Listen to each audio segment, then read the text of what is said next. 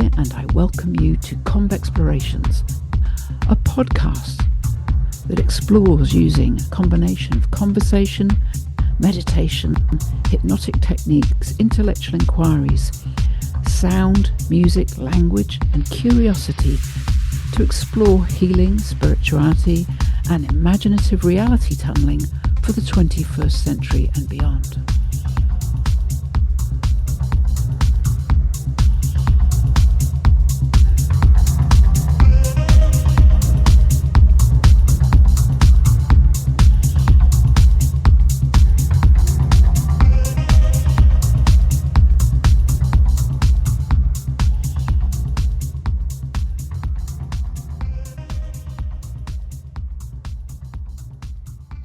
I'm really delighted to have with me today Alex Andreou. He's an incredible man. He's got an amazing podcast called Podyssey, which visits Greek myths and looks at their contemporary relevance. But Alex, I know you have another podcast that I didn't know about called Quiet Riot, which sounds amazing. Alex, would you like to introduce yourself? That would be fantastic. And it would save me embarrassing myself. My name is Alex Andreou. I was born in Greece, but came over to the UK around the age of 18.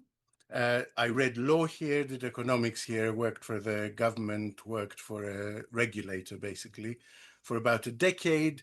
And then I quite literally escaped and joined the circus. So I went to drama school, retrained as an actor, and now I make my crust with broadcasting and voice work and a little bit of acting when it's available and things like that. And I seem to have found a good home in podcasting.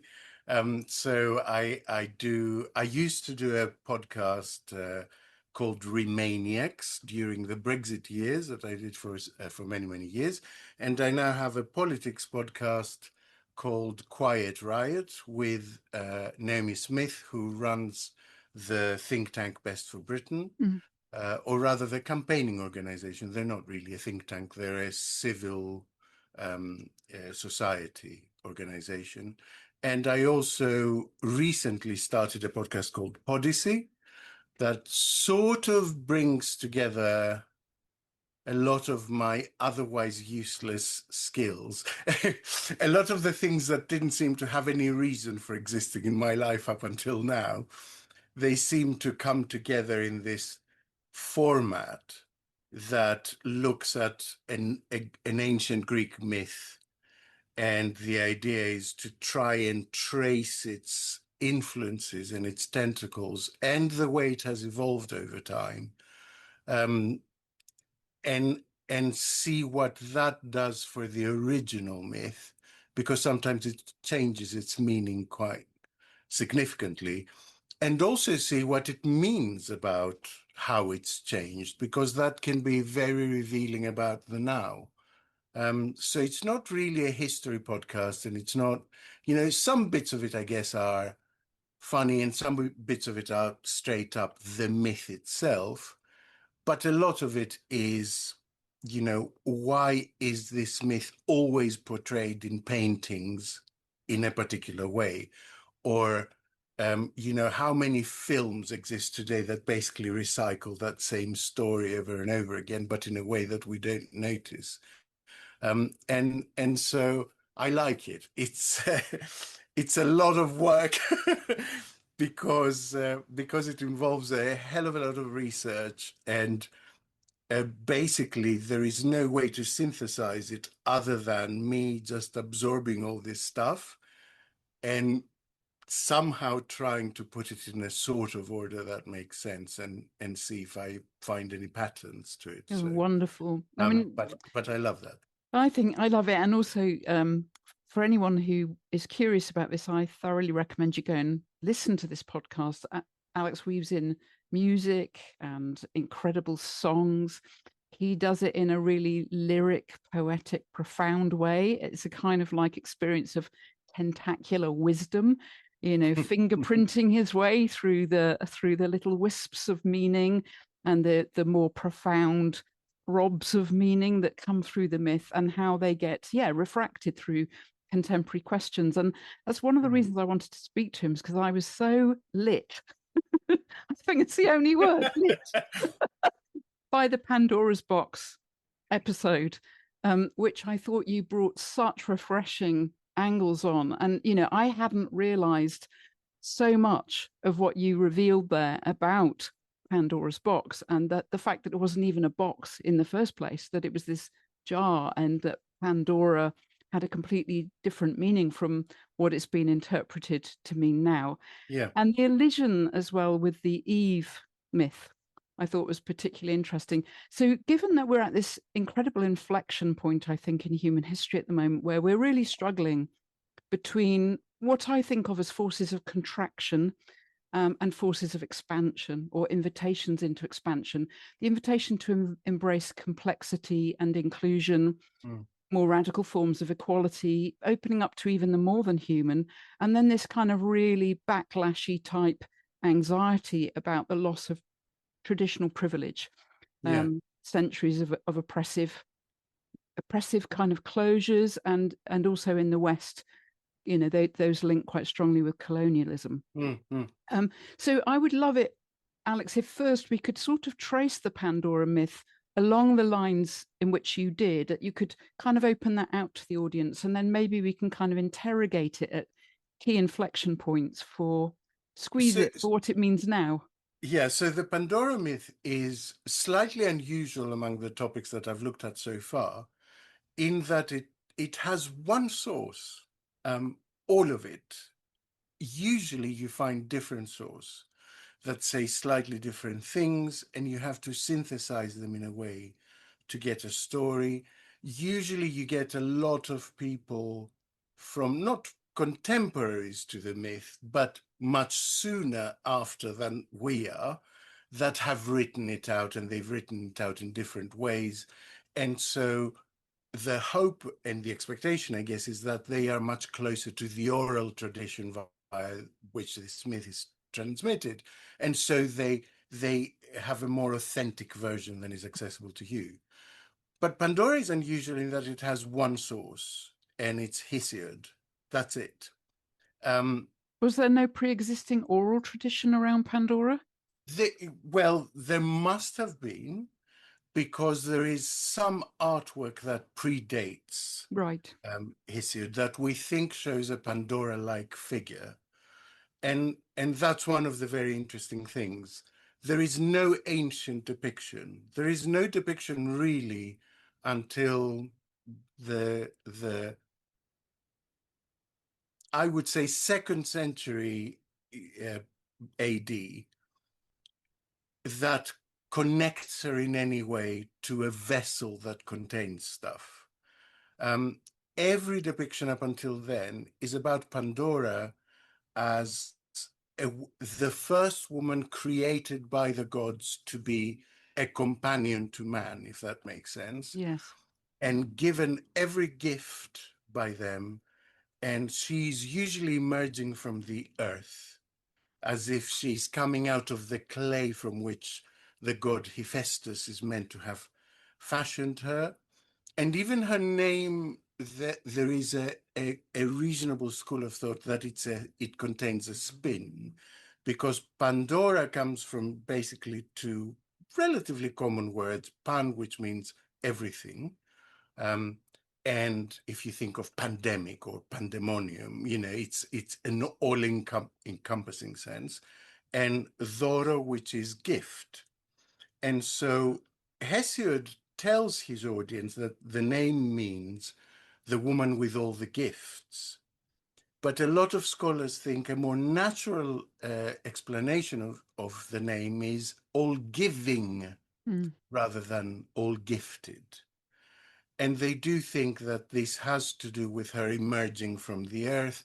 There are usually a lot of symbols that are connected to fertility, and there are wreaths and sort of plant scepters and things like that, which are usually connected to fertility. And so they think that Pandora essentially emerged as a myth of the woman going from maidenhood to consort, if that makes sense.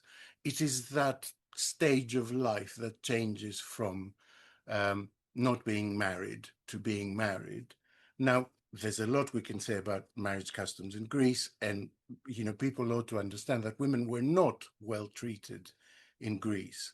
They weren't particularly more badly treated than 16th century, 17th century Britain, particularly, but they weren't well treated. They didn't have rights, although we have to draw a distinction, I think, with royal women.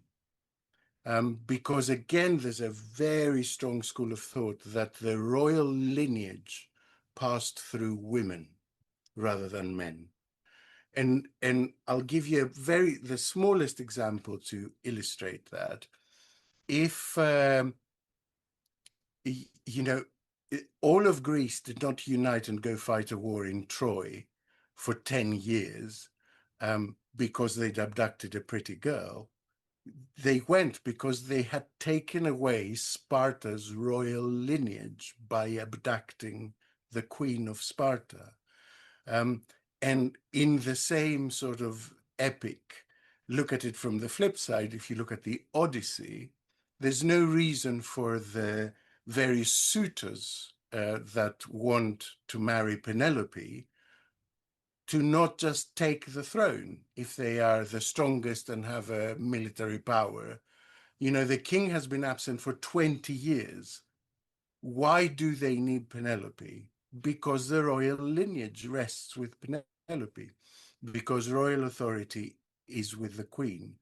And so, Alex, is it that straightforward, or is there here enfolded into this somehow the idea of containing linear purity through the purity and sexual kind of domestication of the woman? Like there's a control of female sexuality arguably embedded in that approach, because you're looking at sexual purity, which you can't guarantee with fathering, right? We know that's the case, but with the mother you always know who the mother is. And so is there embedded in this royal lineage coming through the queen a kind of double-edgedness, do you think? Look, I mean, we could look at, of course, it contains it, no doubt about it. Whether that is part of what moves it or whether it's one of its effects, I can't tell you definitively. Because you look, for example, at, Jewish heritage, that also comes down through the woman. And that isn't a question of purity of lineage, because if you were after purity of lineage, you would demand that both parents are Jewish and that only the union of two Jewish parents, produces a child that is also Jewish. So there is something to the mother, bringing, and maybe it goes back a long, long way to a time when effectively the children were deliberately not attached to a particular father.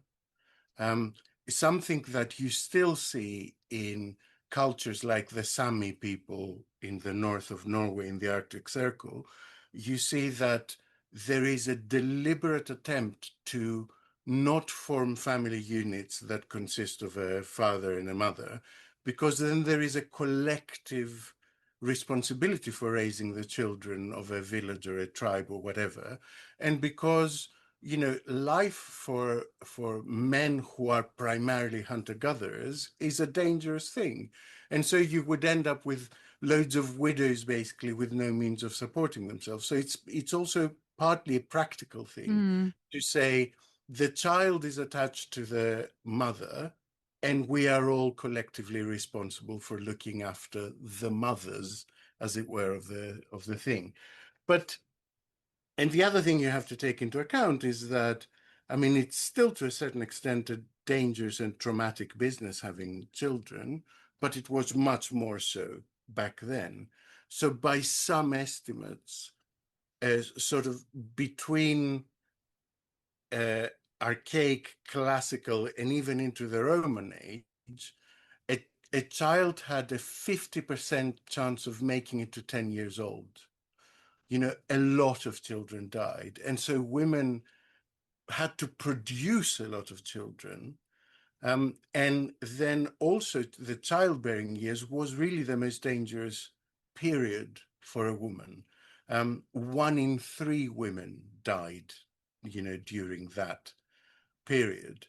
And it's interesting. I was speaking to an anthropologist who was saying that if you look at the average, ages, expected living ages of ancient people, you assume that it just goes up as medicine gets better. And part of that is true, of course. But there's also another thing, that if you made it to a particular age, then you probably made it to 70, So it's not, the median is not the same as the average, if that makes Yeah, sense. totally. So, if women made it to 45, they probably made it to 75. But so many women died young and so many children died young that if you just look at the average, it looks as if there weren't any old people in antiquity. And that's just not true. There were. Well, It was just, interestingly, in biblical accounts, you've got people living into their, 120, 150 kind of yes, stuff. probably also a matter of paternity, by the way, Yes, yes, because how absolutely. can they produce all this progeny, Mm, without, if effectively you come from just one couple, and that's something that I've had to explain on the podcast a few times, because people find the idea of incest, probably quite rightly, they revolt against it. But it's there with every creation myth. Wherever you start with one pair of people, there is no way to get to a larger number unless you have a lot of incest going on. Now, we could beautify it in the way the Bible does. So the Bible mentions um, Abel's wife in only one sentence. It says, Abel knew his wife and they bore X number of children together. And it's like, well, yeah, yeah, he knew his wife. They were brother and sister, because before them, there's only 2 people. And so you get a lot of that going on. You get a lot of that churn in creation myths in general.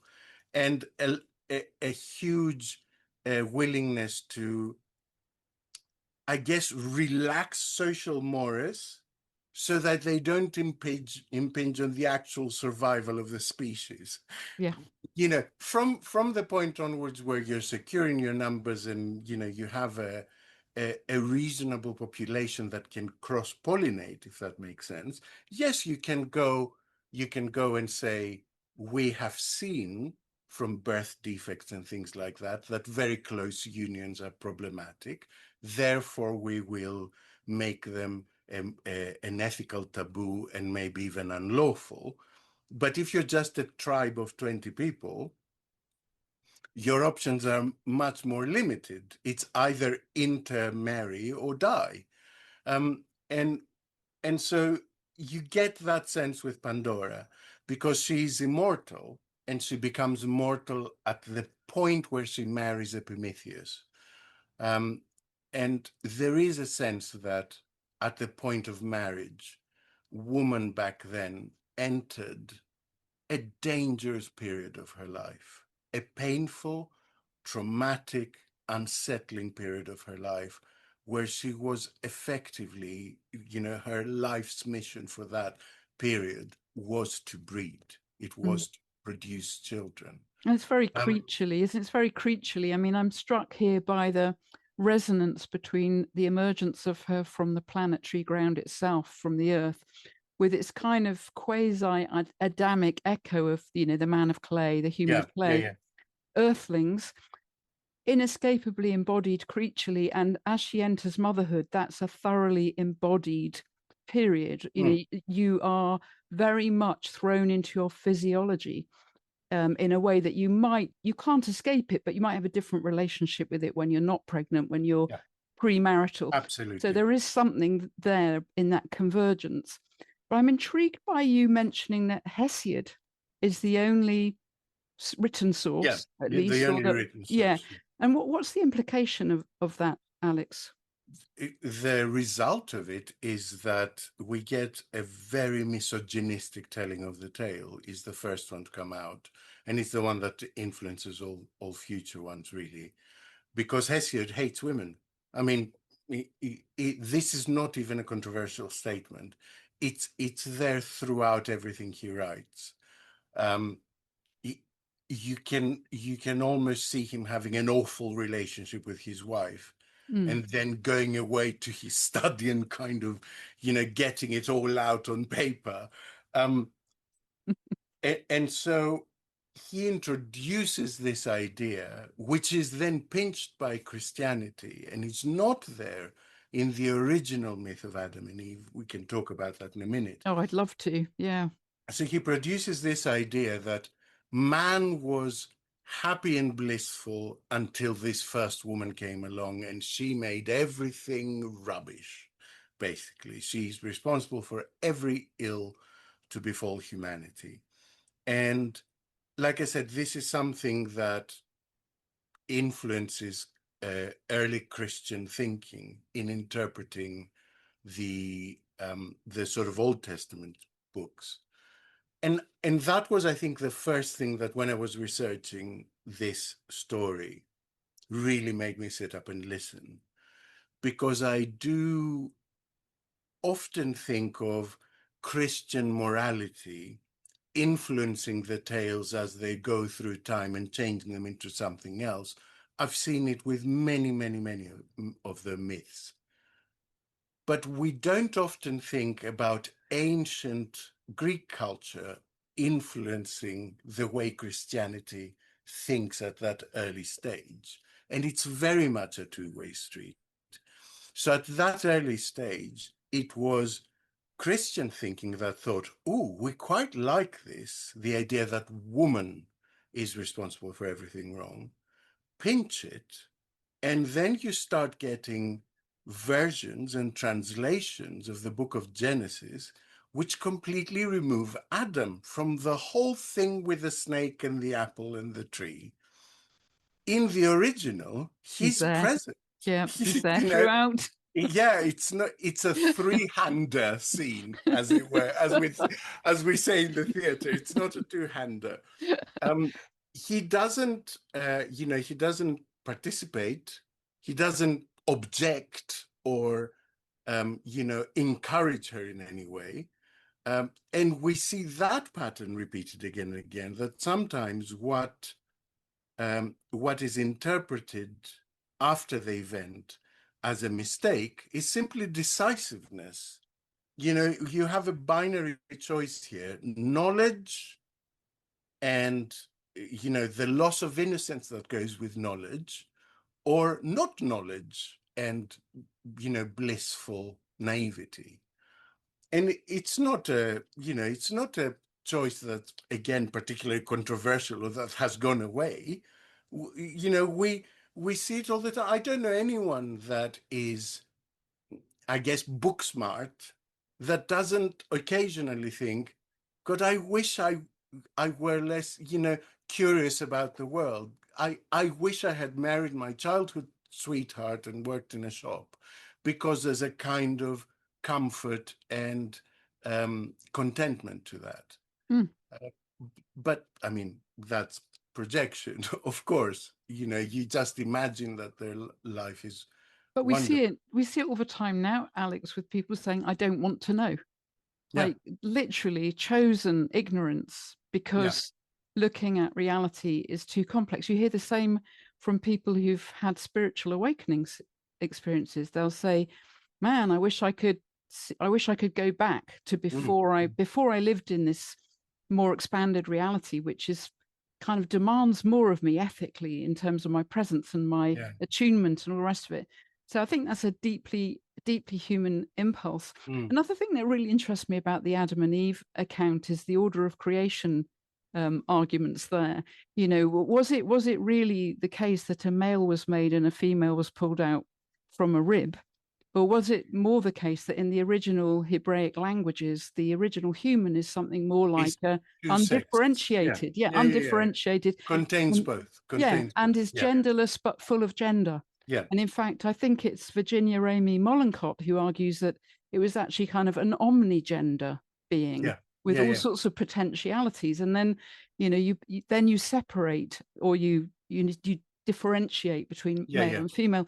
And then you've got the other order of creation discussion where people say, well, man was made last, so he's superior. And you can pop in and go, well, actually, technically, it Mm, might have mm, been, mm. if you presuppose a male-female separation, which we might not want to, in the beginning, i.e. male pre-existing, if we don't want to assume that. But if we do, then surely female was made last. And actually, it's really interesting. The Hebraic word for helpmeet, which is the word that God uses to Adam, I'll make a helpmeet suitable for you, is used more times in the Old Testament of God than anyone else. Mm, mm. So it's very interesting to me how the Hesiod and Genesis accounts kind of both are drawn towards each other with this Yeah. mutation. And as you said, this kind By of mutual convergence. interest, actually. Yes, By yes, mutual interest. And that, I think, is the key. yes. Because what you have going on in the background is also a real struggle with older religions, with chthonic religions that tend to worship the all-encompassing Mother Earth Goddess, Ga or Gaia. And the era of the dodecatheon, the sort of mythology, the heroic mythology as we understand it today, we are very much in a mode where they are actively trying to separate the woman into her component parts, and to an Mm, extent the man in his component parts. Because if you have one deity that is the goddess of fertility and the earth and nature and the home, then you have an all-powerful woman. And so you get they get separated into Demeter for fertility and agriculture, and Persephone, her daughter, many believe is simply a facet of the same goddess that is the goddess of the underworld. And the myth of Persephone is really interesting in the way it has mutated, because a lot of people believe that it represents effectively the life cycle of a seed that sits under the ground for the cold months and then bursts mm, forward with life. Um, and so you get it everywhere. You find that everywhere. The, the most potent symbol of chthonic religions is the snake, the either a dragon or a draco or some kind of big serpent. And you find that symbolism everywhere around Greece, in the early Bronze Age, and then suddenly it disappears. And with it, you have all these tales of all these male gods and male heroes that go somewhere and kill a serpent. Starting with Apollo going to Delphi, the most powerful oracle in Greece, controlled by women, incidentally, and killing the snake and making that oracle his own. And it's very evident, if you begin to see the patterns, that what we have in the background is a really deliberate attempt to say we men are we are meant to be for power and for ruling, and you women are meant to be for nurturing and um, to represent effectively the embrace of the home, if that makes sense, which is not necessarily even a lesser role, but it is a different role, and it is a limiting role, and it leaves open the more powerful role for the men. One of the episodes I'm researching at the moment that is coming down the line is about Amazons, and this obsession with this probably historical race where women just had equality. Like any ancient source you look at, if they're depicting an Amazon, it's basically just a woman on the horse with a bow, So, so all you have is that somewhere in Asia Minor, probably, there was a tribe in which the women now were warriors just like the men were. And this, mutates into a different thing. And again, this is where I think the kind of journey that I take is useful. Well, it's useful to me anyway, because most of this stuff I find out with you.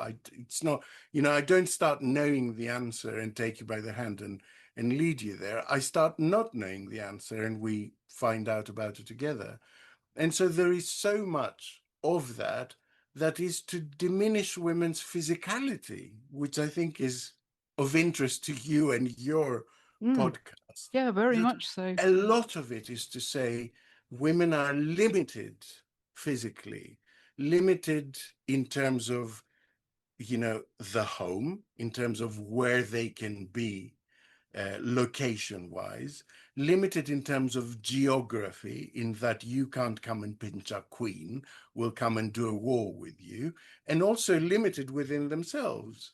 It's not a coincidence that at the same time when the Amazons become a symbol of, I guess, sexual freedom and occasionally lesbianism, that you get a society that's trying to tell women not to ride horses and not to do sports because, oh my God, you might break your hymen and Yes. then no man will have you. I was told that at school by nuns. I mean, something that interests me here, though, is the history of the emergence of hierarchy itself, because there are arguments out there. I'm just thinking Murray Bookchin's work, which says in these kind of before the agricultural settlement, before communities settled in kind of to start tending crops and Yeah, being more place based rather than roving in these kind of more nomadic peripatetic ways,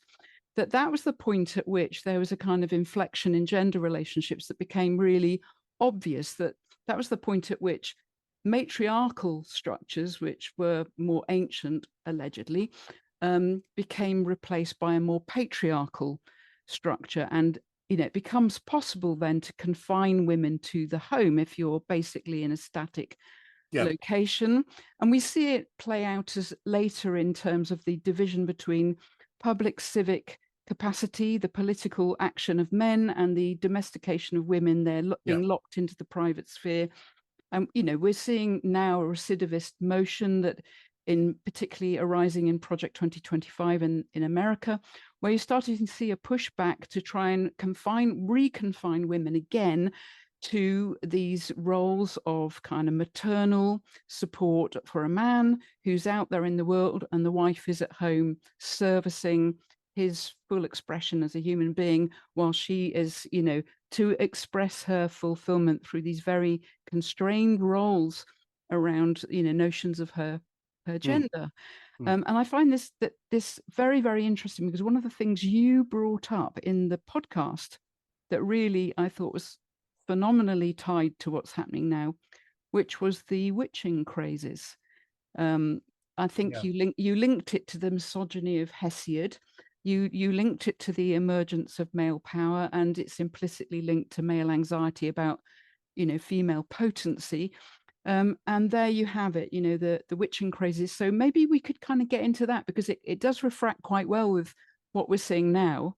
yeah. Again, to my surprise, because I guess it's easy to fool oneself with the idea that progress is slow, non-linear, frustrating. It consists of small, banked victories, and on we march. But it was a surprise to me to find out that there had been periods where there were significant Mm. moves forward that had been beaten back for centuries, um, in terms of, equality between men and women. Um, there were women teaching law at the University of Bologna in the 1200s, and there were women teaching medicine at the University of Salamanca in the 1300s. And they were orders like the Begins, which were semi-formal religious orders whose focus really was giving girls an education and doing charity work out there in community. And so they were immensely popular and very well respected.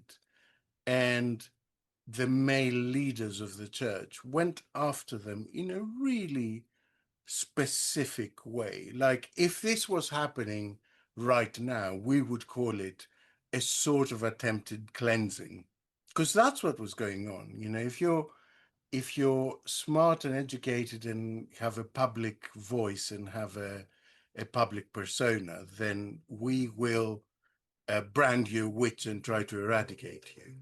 Um, and and that did scare me, because it did make me, because I do tend to, I'm an optimist at heart, and I do tend to look at Trump as a blip. I do tend to think, it's a sort of last spasm of that world that is resisting a newer way of being that will just go away, and it will be violent and unpleasant, but it will eventually be defeated. But then I look at stories like that and I think, but that going back might be a new dark ages that lasts 800 years, or it might be a new witch trials that lasts 2 centuries. And so I think that arguments about the arc of history can make us quite lazy in the sense that we feel we don't have to put our shoulder to the wheel. Things will eventually resolve themselves towards progress, but they don't. Not unless you fight for it and push for it, they don't necessarily. They sometimes resolve themselves towards regression, sometimes radically so. And you look at the situation in America and you think, maybe Margaret Atwood wasn't writing science fiction. Maybe she was writing a sort of, insightful documentary about what's about to happen. And I find that quite frightening. Yeah. I find that quite frightening because it goes hand in hand with a lot of other things that we've seen before: a dislike of anyone with different sexuality, a dislike of anyone that's outside the gender normative roles, a dislike for intellectuals, a dislike for education, a dislike for art. You see it, and the seed of it is already there. And I think the seed of it is very present in the UK. Yes, I Um, would agree. the saving grace of the UK is a lack of religiosity, really. Protestantism, effectively, which is a much less evangelical and sure of itself kind of Christianity, is its saving grace. But the anti-intellectualism and the misogyny is really there in large quantities, and the racism, and we look away, but it's still there, there. And the difference, I think, with the UK, as someone who has come from a different country, and yes, I've become anglicized, I guess, but there's still a part of me that stands a little bit apart and looks down at what is going on with a level of detachment. And what I haven't seen in many other European countries is the working class policing itself in that way. The working class telling itself that this kind of music or this kind of education or this kind of literature is not for the likes of me. I see what I see on the continent on the whole is a kind of petit bourgeois reaching for something better. And maybe people might get it wrong. Maybe they can be comical in their misreading of something, but they are reaching for a better understanding. And what I see here is people slapping each other down. policing each other on the same stratum, which I think is really, really dangerous. I So would if you're a agree. builder and your builder buddy goes to the opera, then you take the mickey out of him for the next month and possibly make imply things about, I don't know, his sexuality or whatever, to kind of knock out of him that aspiration to try something new, Yeah, I think because that it's not for the likes of you. yeah, I think there's a lot. I think there's a lot of truth in that, a kind of internalized class structure. But on the other hand, what I'm seeing now is that the working class are being addressed in really creative ways, particularly by the Green Party, Mm, by mm, Gary's economics, and there are some, people like Grace Blakely have got incredible analytical facilities and a really, I think, a really astute political analysis of the dead ends of neoliberal mm, mm, capitalism. And what I'm starting to see, particularly with the election of Hannah Spencer, is a very different conception of working class consciousness, where people are starting to say, look, the material conditions under which we live are not sustainable. mm. We have to get involved. We have to be represented. We have to be included. And I'm genuinely moved by her. Lots of people dismiss it as a kind of naivety. I see all the memes and the pushback and the ridiculous levels of misogyny aimed at Mm, her and the homophobia aimed at Zach Polanski and all mm, that. mm, But pushing that to one side, they're really cutting through because they're going after material conditions, and they're pointing to the real division, which is between an extremely unaccountable billionaire, multi-millionaire class, which to my read was always inevitable in neoliberalism. Neoliberalism, by taking the ceiling off inequality, set fascism, proto-fascist yeah. inclinations in an almost inevitable arc. And so when coming back to the thing It was about, certainly one of the possible paths I think it was forward. likely It because was of, one, yeah, it was yeah. probably the likely path Well, forward. I read, I I don't mean, think it was. I don't think it was inevitable, and I don't think it is inevitable no, I because, think it's inevitable yeah, within neoliberalism, but not inevitable within market relations and, mm, mm, ambitions for a rule-based order and yeah, all yeah, yeah, that. yeah, Um, but I do think that the risks, say with Trump, what's difficult to control, and this is where we get back to a kind of Pandora's box myth yeah, twist, is he's opened a box, right? And I know that the myth was about letting out all the bad shit, and then at the yeah, bottom there yeah, was yeah, hope left, which is this double-edged. Is hope helpful or unhelpful? Is it just a form of suffering to hope? yeah. But I what I mean, the think, psychoanalyst that I interview on the podcast thinks it's both. yes, and I It, would agree. you know, it can be unhelpful, but it's also completely necessary to Yes, sort of stop you from just being in existential despair the absolutely. whole time. Absolutely. Because you have to have a forward facing iteration of who you are to guide your Mm, next choices ethically, yeah. morally, politically, even in terms of, the development of your own happiness or your own health. We have to have this Mm, forward facing choosingness. But what interests me about Trump is, yeah, he's a wild card, but he's sort of like the necessary agent of chaos for a much more organized campaign.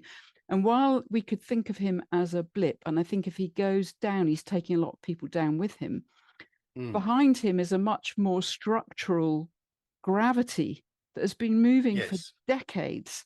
And coming back to Margaret Atwood, I would not be at all surprised if she'd looked at the Heritage Foundation and, all those ties between Reagan and the white Christian nationalist movement in the States Yeah.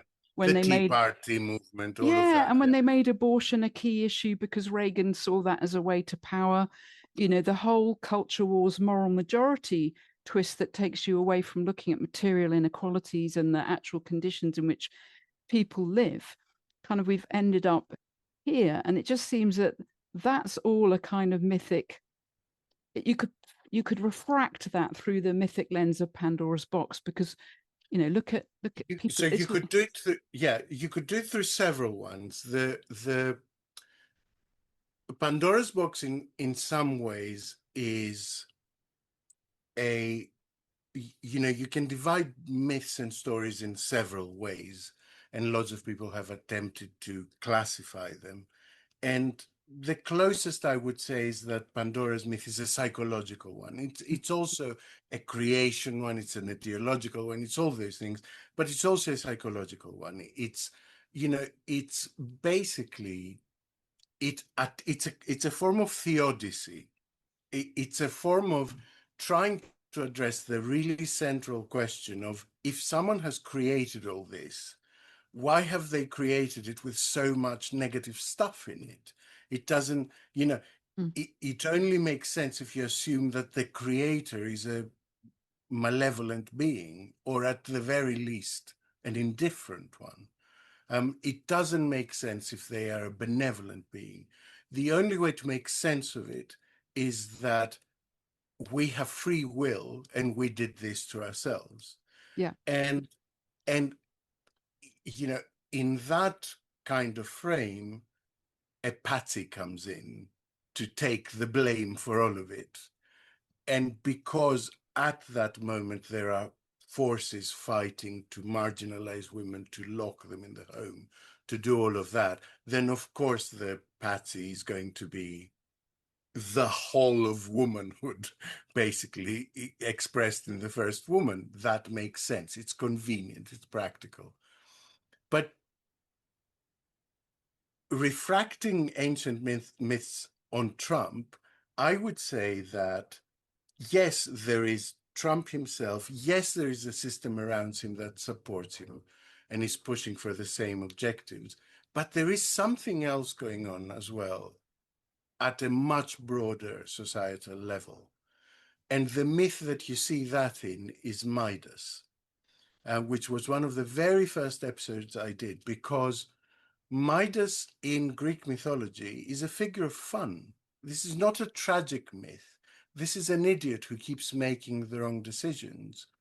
And having the Midas touch is very much a negative thing, because as soon as he gets his wish, he finds that he can't drink, he can't eat, he kills his own, you know, the only person he loves in the world, his daughter, and then begs to lose this gift. And yet at some point, that began being seen as a good thing. The Midas touch began to be seen as a desirable quality. Yeah. Everything And turns to gold. Yeah, and King Midas as a tragic figure rather than a comic one. And as a matter of fact, I mean, it could not have been more perfect if I'd invented it. When I started looking at this, I found out that Trump, with his gold, penthouse and his ridiculous toilet, and blinging up the White House, has actually written a book called The Midas Touch. That's all about how to succeed in business. Wow. And so I think all of what you say is true. And I think Hannah Spencer, by the way, is a milestone, because she challenges perceptions in so many ways, not just in what is possible, not just in the sort of the framework of a Green Party or a more progressive politics, but also just by being her, just by saying, hi, I'm, I'm young, I'm smart, I'm a plumber, and, I'm now an elected politician. So there is, and that's why she attracts all the memes and all the derision, because she's a dangerously subversive figure in many, many ways, not just in terms of gender, but also in terms of class and in terms of profession and, in all kinds of ways. And so while I agree that, yes, there are these systems in place, I think there is also a part of us that tries to point out with, in order to avoid the introspection that's also required. When did we collectively begin to see, having lots of gold stuff and material possessions as a great thing? It, I mean, it used to be a source of shame to have ostentation. It used to be something that you did not flaunt because it was offensive. And then at some point, we became a society that lusts after material things. And so we look at someone who has created material possessions that are shiny, not as someone who, has left a wake of bodies in his progress to that, not as someone of poor taste and poor judgment, not as a comic figure, which Trump is, but as a symbol of success. And I think that's where his power is, to be honest. I think his power is that, and I'm not absenting myself from responsibility for this, I think his power is that for the longest time, one can look at Trump and think he's so ludicrous, he can't possibly be dangerous. And there is a huge power in that.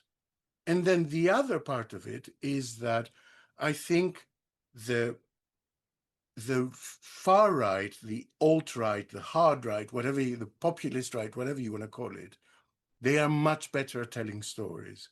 And again, we can't absent ourselves from this. You see it everywhere. I did like a 3 episodes on Aesop, who is really constructing a new way of telling stories, of stripping them down to 3 sentences. Some of his stories are 3 sentences long, and also he's a constructed person. We don't think he actually existed. So you have this constructed person who Trump is, incidentally. He is very much a put together TV persona. Telling people stories. And I think as opponents of that kind of politics, we take the bait all the time.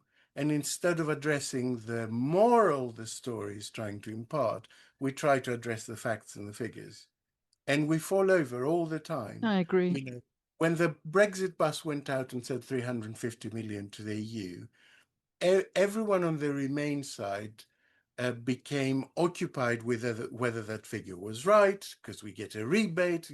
That's accounting. That's not storytelling. People are not interested in it. I agree, but it's also a kind of good faith attempt to engage with the content, Yeah, instead of understanding that what actually is happening is a ploy. quite. And one of the things that strikes me about Trump is he uses hypnotic language construction all the time. The guy is an arch manipulator. He's really good at it. He's less good at it now that he's, cognitively challenged. He's starting to betray himself and making all sorts of Freudian slips, and people are starting to see that. But if there's a ploy that's put out, it's a mistake to engage with the content, because then you buy into the frame that's been given to you, and it's actually much more skillful to actually see the frame and exploit the frame from a much more ethical position, and actually meet the ploy with its own tactics, which I think the Green Party now, watching their social media campaigns, they are starting to actually break through in terms of very, very clear, very simple, very funny storytelling. And it is cutting through to a generation that relies on stories more than they rely on analysis. Yeah. And I think that's absolutely true. The sleepy Joe Biden, crooked Hillary Clinton. There is an art to attaching these things, and they become memorable, and they become short, and they become ciphers for something else. And we keep not seeing the ciphers. When the whole Obama birther thing was going on, it wasn't about showing his birth certificate and proving where he was actually born.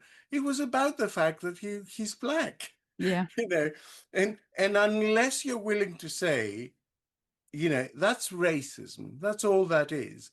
If you start producing documents to try and justify where he was born, then you're only going into that. Like you said, you're only accepting you're validating the frame. You're validating the frame. And And we see it all the time, and it happens all the time, and we keep failing to pick it up. They're eating the pets, they're eating the cats, they're eating the dogs. Everyone went crazy and started producing statistics from the police authority of that area and animal charities to show that there is no reported, animal abuse or animals being eaten or whatever.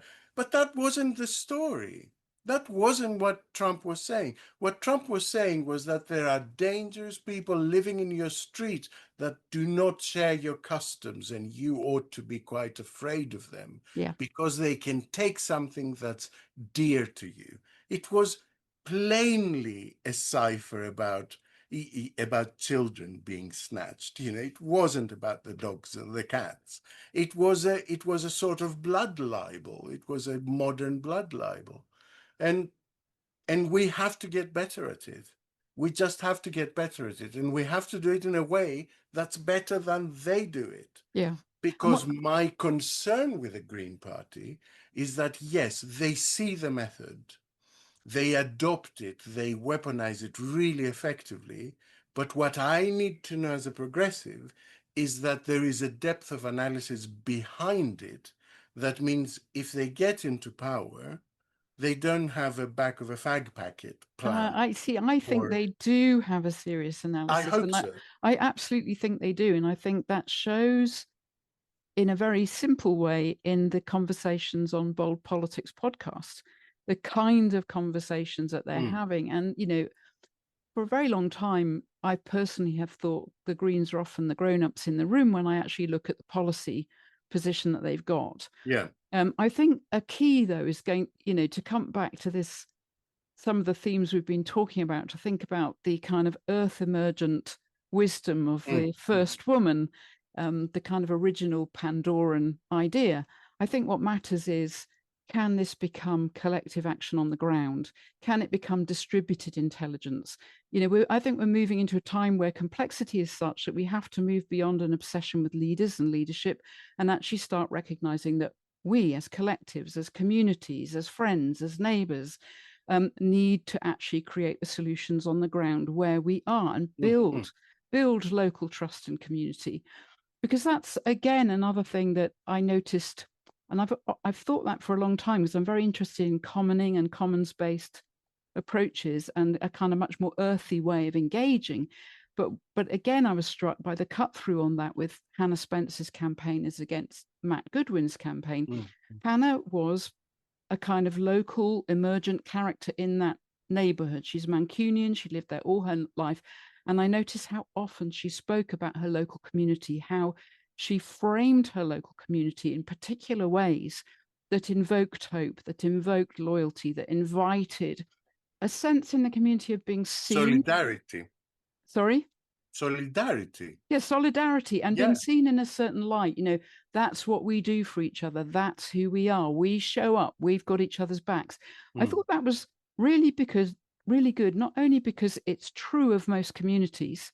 I mean, maybe my social experience is limited, but I don't think so. But I go around Britain and I don't see a broken country. I see a country under pressure. I see a lack of investment. I see the ravages of austerity. But I don't see a broken country in the sense that most Britons strike me as compassionate, kind people. If you ask them for help, they'll help you. They're friendly, they're warm, they're caring. Obviously, not everybody, but I just cannot buy the stereotypes of the British people being sold to us by people like Reform, who claim to be patriotic, but are actually really just nationalistic. And there's a world of difference between those two things. Yeah. And there's something about a big world of difference between those two. And there's something about encounter, isn't there? Something about neighborliness, rubbing up againstness, that where a lot of those myths break down. Like, what's it like in real life? I mean, in some places it's not going to break down because they're desperate pockets of, predation and oppression and long-standing. What do you do if you're the fourth generation in a housing estate of people who've never had a job and have not had the opportunity to have a job? Like, what do you do in that situation? That's a very different situation from the average British or even average English, to get really, Yeah. kind of located in this particular country experience. And I think it's very interesting talking about myths and thinking about contemporary mythic constructions.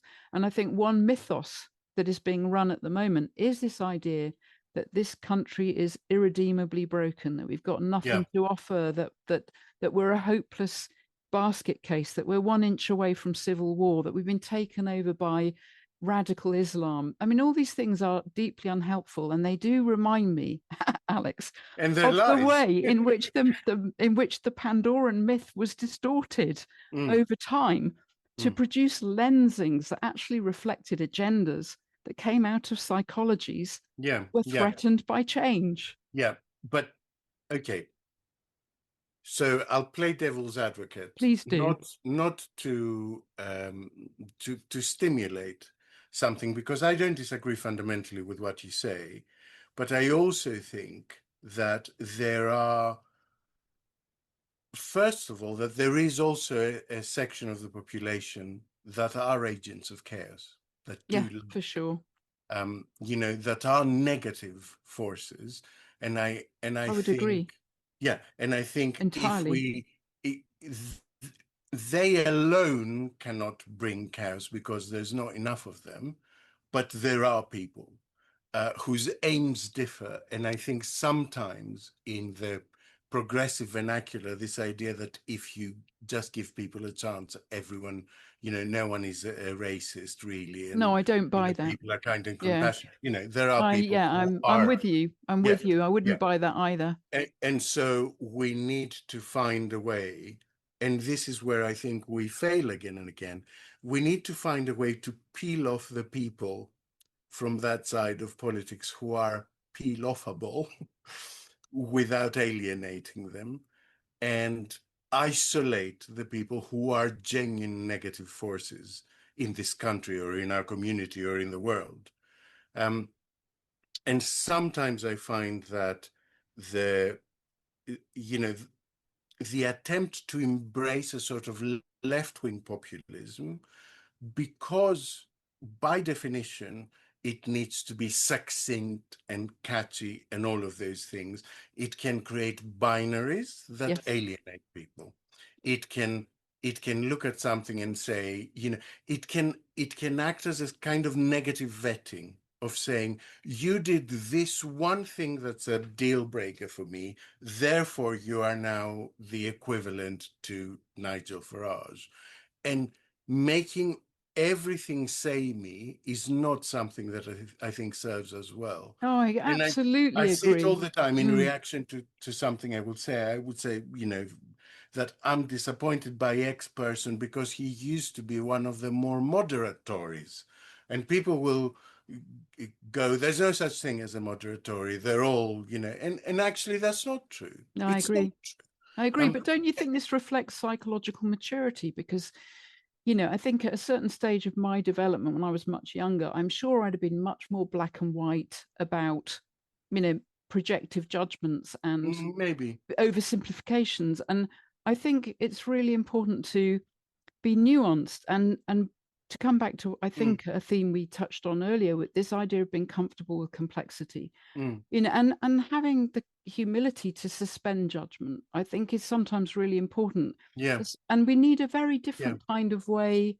I think we need a very different kind of way of thinking about the political, yeah. whereby I love Donna Haraway's conception of staying with the trouble. Can we stay with the trouble well? Can Mhm, we mhm, recognize that rubs and mm. conflicts are actually an intrinsic part of growth, that we Yeah, that we don't grow without some rub, some yeah, stretch. yeah. We And don't, and that's part of the Pandora myth, it of is. course, because the there is also a way to look at what comes out of that jar, of that pithos that became a box, as what shapes us. It is difficulty, it is adversity, it is the limits of mortality. It is the need for raising a next generation to be better than our own that define us as people. It's not the gold penthouses. And so there is a humanity to that myth. It's saying that it's not easy. It's hard to make things better, but it is worth making things better. And I think the problem, the difficulty we're having right now, I think there are two things actually. The first difficulty is that we're in an environment that encourages this kind of, you know, uh, binary, black and white thinking, social media especially, Yep. but also the media environment in general just encourages you. If you have a position, you might as well paint it in technicolor and make it unassailable and never back down from it and die on that hill. And I think that's a deeply unhealthy way to be, and very, very bad for our politics. And again, I think there's a difference between left and right, broadly speaking. I mean, I know left and right are quite plastic terms, but there is a difference in that I think the right are much better at putting aside differences and saying, well, this is one important thing on which to agree. So let's work together towards that, and then we'll see what happens. And that's why they tend to hold power, to gain power more easily and hold it longer, because they are better at that sort of compromise that power entails. And so that's one aspect of it I think we have to get better at. But a second, I think, more deeper trend that kind of worries me is that with environmental decay, we are going to see mass migration. And it is the first time we will see mass migration in an age of nation states and borders, because they're a very, very new invention. And so I think part of what moves the people who might be reform curious is that they understand this in their bones. At some very deep level, they know there's a difficulty coming. And so there is an element of denial, a little bit, that we're seeing in politics at the moment. Like, unless you're saying, and this is what I would like to see more from the Green Party, in a strange way, Caroline Lucas, such a magnificent communicator, by being a small party that was primarily about environmental issues, she sort of brought a focus to it. By trying to become a broader church party that, is getting ready for power and needs a much broader range of measures, I think the Green Party has slightly lost focus on the environmental issue, or at least can be perceived to have lost I a little think bit it's a perception more than a reality. Yeah. But and the point is actually that unless we talk about the environment in a way that identifies the massive costs and difficulties that are coming, we can't talk honestly about the economy and about, what the next transport policy might be, because there's a massive elephant in the room that we're not even tackling, we're not even acknowledging, Yeah. And unless, it's all because entangled. There's no yeah, way, there's no ultimate way to separate. What yeah, you're pointing to is the material entanglement between, the inescapable entanglement between the climate crisis, or the new normal crisis in relation to yeah, climate and environmental and ecological pressures and breakdowns, and the economy and social organization and perceptions of reality. And I keep coming back to the need to have, I feel that at the root of a lot of our problems is the fact that we don't have a sufficiently open, complexity sensitive view of what reality actually is. If we could actually take a wider lens and look at the complexity of all this, and actually have some humility, and have a kind of tentacular way of knowing, where we explore distributively, and we have the inner capacity, the psychological political maturity to go, okay, so that's not quite working, we need to adjust, without seeing that as some sort of policy failure, but actually building that in, that there's a kind of epistemic humility at the heart of the way we do our politics. Unless we do that, we're going to be so rigid and so oversimplified and reductive in relation to these complexities that we spasm back into very simple us and them binary measures, and knee-jerk reactions, which is kind of what we're seeing. Yeah. And so we need to do both of that.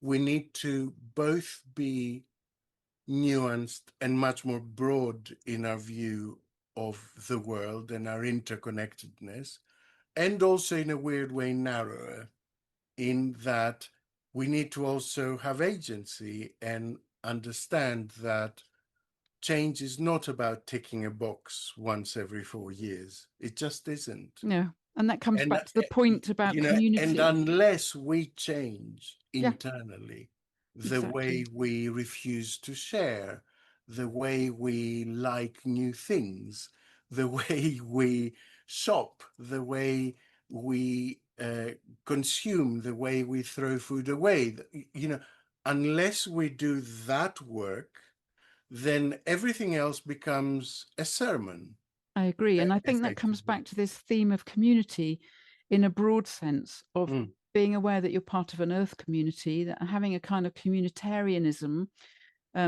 not reducing everything to the collective, because the individual is also important, but situatedness, the idea of, being related, situated with neighborhoods and mm. ecologies, and even at the level of our embodied life, our gut microbiome is affected by local, Yeah. biota and all that. So there's again, it's this sense of coming back to this earthy, our creaturely continuity with Earth as a planet, ourselves as Earthlings, not in some romanticized romantic kind of way, but as Yeah. an actual empirical actuality, that this Yeah. is how it is. It's generative, it's complex, it's real. And how do we as human beings get with the program and grow up, Yeah. as you're implying, grow these sensibilities that enable us to live a good life together as human beings entangled with a more than human Mm. world. And Yeah, I think if there's one pattern that comes across in every single myth I've looked at so far, it's this notion of balance. And I think we're off balance right now as a species. I think we have lost our contact with the natural world. I think we have lost our contact with each other. I think we have lost our contact with our own body. We tend to elevate everything from the neck up, because it's easy, because it's a rich space in which to live, and a space in which we are in complete control of. And so technology is helping that along, is helping us, helping this notion that we can exist really without our physical bodies and without the physical world. And I think that is doing quite a lot of damage. I was chatting to a very newly elected Labour MP in one of the episodes of Quiet Riot. And he was saying that, going back to this idea of community spaces and, shared stuff. And he was saying that the fact that our community spaces are disappearing is not, unrelated to the fact that we disagree more and we're becoming much more binary and much more intolerant of people who hold different views. Because, if you're in Greece outside a cafe every day arguing about politics, or if you're down the pub arguing about politics, you become much more inured to the idea that, you know, you're going to disagree, sometimes vehemently with people, but that doesn't mean you can't exist in the same pub and maybe play a game of pool and support the same football team, or whatever. But removing ourselves from our physical environment and removing really ourselves from our body and just inhabiting this and the virtual, it does divorce you from other people. And so I think, I know that sounds overly simplistic, but it's also very hard.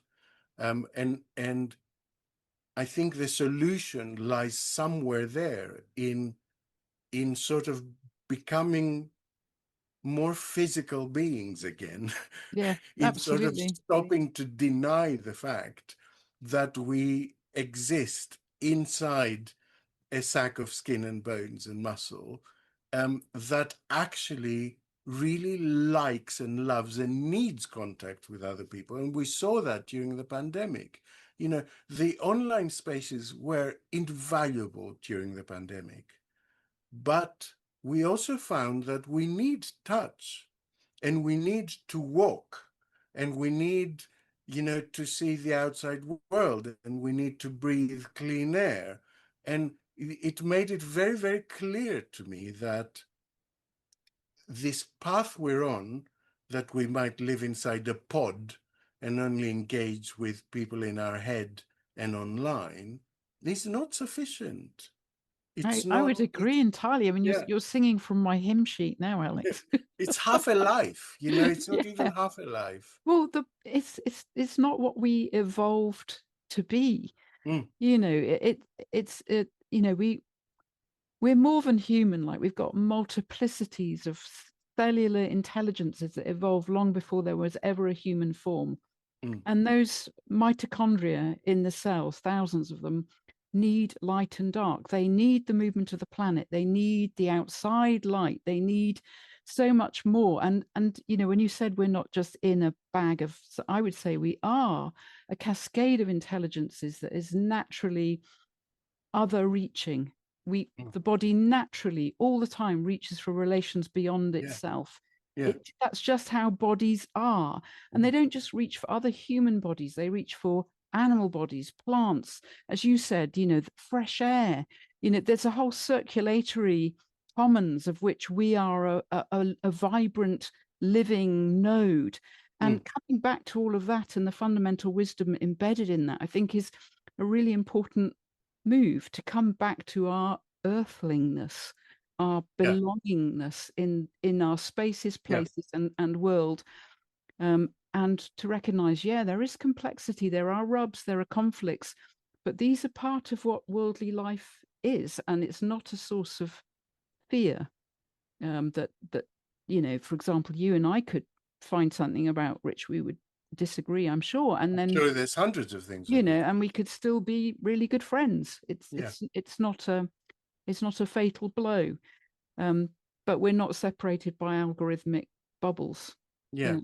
Yeah, And so I do wonder whether this, you know, how, I don't know, sometimes people have the propensity to kind of argue and conflict if they know they're going to be separated. You know, like if you yeah, know, in a I don't know, car, yeah, or if you know road rage. yeah, or if you know your sister, you know, let's take people who do love each other. If you know your sister is going away to, and you're not going to see her for a year, that's often a time when siblings really argue, because there's an attempt to say, I'm not going to miss you when you're gone because I don't like you that much. And I see that a little bit on social media. I think that is part of what's going on. This notion of sort of being negatively vetting everyone all the time and blocking people all the time and saying, if we disagree on this one thing, then you're dead to me. I think it might be a psychological attempt to say, I'm okay in my solitude, only we're not. You know, Mm, it's just coping. But so so what is the solution? I mean, I don't know. It's not a problem that can be solved, but I do sometimes think, like, if there is so much around that is out of our control, and so little that is within our control, that if we start with what is within our control, like if we started with a genuine um, concerted move, not to, not about politics or broadly society, but if we started with a concerted move to be kinder, or to go outside and plant some bulbs, but do you know what I mean? Like if everyone did that, or if a significant portion of people did that, and then you begin to raise that and say, what if a significant number of people took more of an interest in being on the board of their local school, or running for the council, or just donating a bit of time to a local charity, or whatever? You know, that is kind of how it happens, it seems to me. And when it happens like that, it's unstoppable, because it's not brittle, it's not some slogan. It is something that enough people have internalized that you can't stop it. And that is the part of things that makes me hopeful about where we are now, because yes, I do worry about what we're seeing in the United States, especially with trying to unwind women's rights and gay rights and all of that. But I also see kind of a muscle memory in people that remember how to fight back from previous generations and previous times. So I see, so there is, for instance, a huge emergence of reclaiming like witchery by women, and sort of forming into covens, and you see it in literature and film that kind of witches are cool again, in Yes. Agatha and WandaVision or whatever. There is a sense, and I wonder if that's just a whole planet feeling that, uh-oh, I've seen this thing before, and they always go after us as witches. So let's preempt it. Let's own it and make it powerful. And and sometimes I know this is intangible and difficult to point to, but it feels like there is a muscle memory there, fairly near the surface, about fighting back against the far right and fascism and misogyny and racism and Yeah. homophobia, that is quite recent, and it feels like it springs up easier than it does in a population that's never done it before. Yeah. So that's what makes me optimistic Yep. about things, I, that y- we just need to flick a switch, but we know what to do.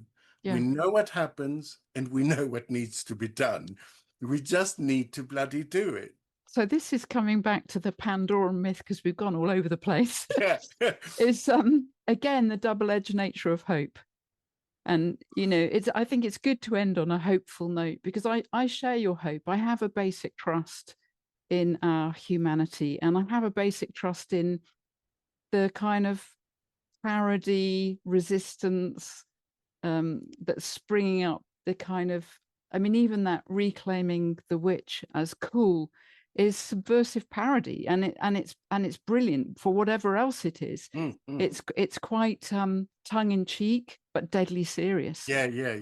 And I love that. I love the idea of the kind of Joker like playful seriousness and the joyful resistance that you see, as well as the hard nosed willingness in some cases to go and stand against guys in militarized uniforms and put yourselves on the front line. And I'm really inspired by ordinary people getting out on the streets in their hundreds of thousands to actually stand up and say, no, not in my name. Yeah.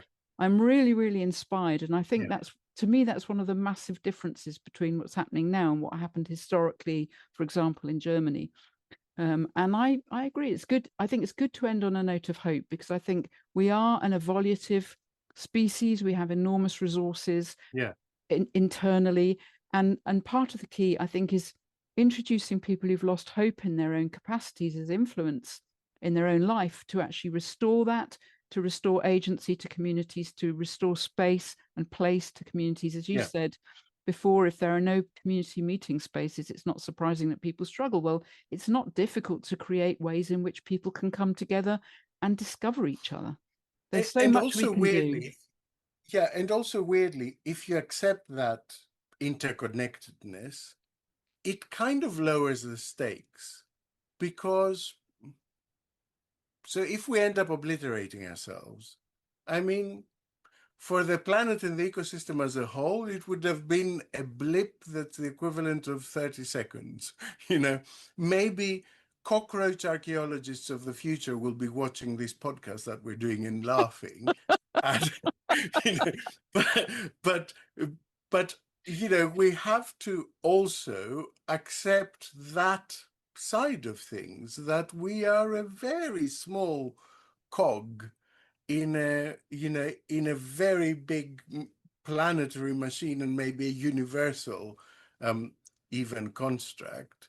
And that kind of releases you to stop taking things so seriously and resist in a way that's positive and playful and incredibly dangerous to the men, and it is always men, that take themselves very seriously and want to regress us to something else. And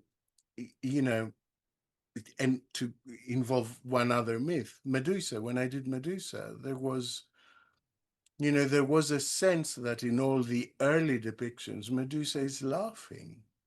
Is there anything more dangerous to those men in power than not taking them seriously? Would there be anything more dangerous to Trump than him regressing to the comic figure, the idiot that King Midas is, rather than, elevating him to another potential Hitler or whatever? That is the most dangerous thing for people like that, to not take them seriously, to look at them and go, fine, you do your thing, but no thanks. It is, his talent is in many ways to involve us in his cycle of news, in his cycle of madness. And actually, I don't know if everyone switched off the news for 24 hours and went and did a bit of gardening. I don't know if that wouldn't be the best thing for the world and the worst possible thing for Donald Trump. Well, it would certainly For irritate a day, no one was watching. No one cares. It would certainly irritate his narcissistic wound. Yeah, we're doing pruning today. You do what you want. Alex, it's been delightful to talk to you. I'm going to stop the recording and come and say goodbye to you properly, but I want to thank you on behalf of the audience. We've gone everywhere, and I suspect we're going to have another conversation at some point to pick up some of those threads. Yeah, but they're the best kind of conversations. Anyway, thank you so much. You're welcome.